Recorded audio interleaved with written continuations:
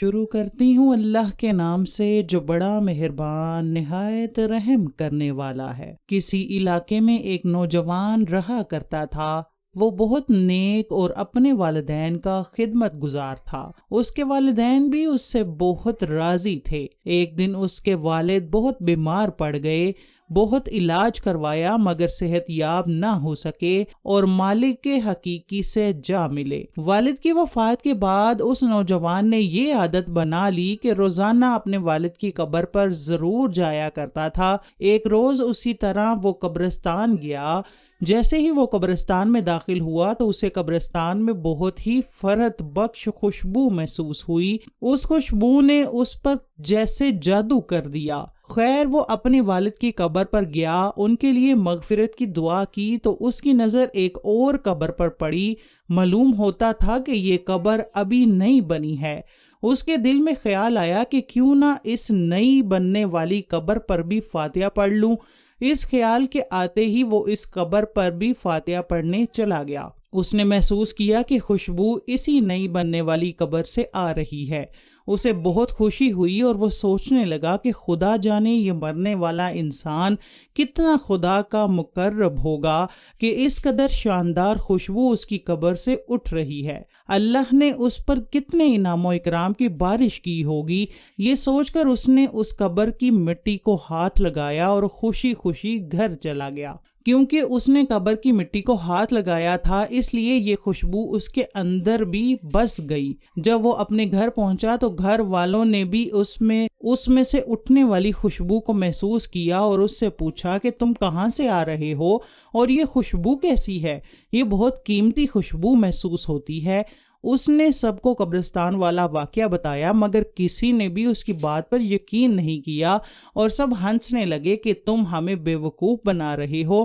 اس شخص نے اپنے ہاتھوں کو بار بار دھویا مگر بار بار ہاتھ دھونے کے بعد بھی یہ خوشبو اس کے ہاتھوں سے آتی رہی۔ اس کا تو روز کا معمول تھا اپنے والد کی قبر پر جانا۔ وہ اب اس خوشبو والی قبر پر بھی جانے لگا۔ ایک روز جب وہ قبرستان گیا تو اس نے دیکھا ایک بوڑھا آدمی اس خوشبو والی قبر پر کھڑا دعا مانگ رہا ہے اور ساتھ رو بھی رہا ہے۔ وہ بھاگ کر اس بوڑھے آدمی کے پاس گیا اور اسے سلام کرنے کے بعد پوچھا کہ مرنے والا کون ہے اور اتنی شاندار خوشبو اس کی قبر سے کیوں آ رہی ہے؟ آخر اس کی کیا نیک اعمال تھے جو اللہ اس سے اس قدر راضی ہیں اور اتنے انعام اس پر نازل کیے ہیں؟ پہلے تو بوڑھے آدمی نے کچھ نہ بتایا مگر بہت اصرار کرنے پر کہنے لگا کہ مرنے والی اس کی بیوی تھی، وہ بہت نیک خاتون تھی۔ اس نے بتایا کہ میں اپنی والدہ کا اکلوتا بیٹا ہوں اور میری ماں کو میری شادی کا بہت شوق تھا مگر میں حق زوجیت ادا کرنے کے قابل نہیں تھا۔ مشکل یہ تھی کہ میں بدنامی اور طعنوں کے ڈر سے کسی کو بتاتا نہیں تھا۔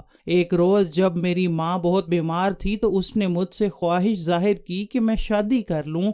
اپنی ماں کی خواہش کے احترام میں نے شادی کر لی تو مگر اب میں اپنی بدنامی سے بہت ڈر رہا ہوں۔ آخر ڈرتا اپنی بیوی کے پاس گیا اور اپنی دستار اس کے قدموں میں رکھ دی۔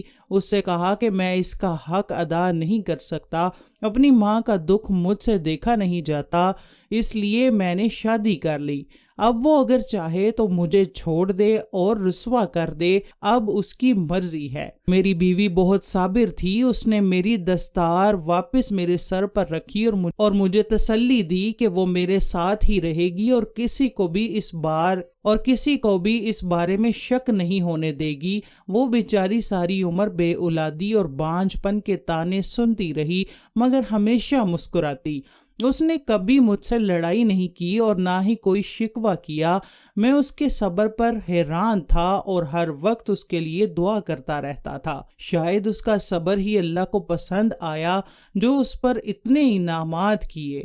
ساری عمر اس نے میری عزت رکھی مگر اللہ ایسا رحیم ہے کہ اس کے مرنے کے بعد اس کو ملنے والے انعاموں کی ایک جھلک لوگوں کو بھی دکھا دی۔ یہ کہہ کر وہ زارو کتار رونے لگا۔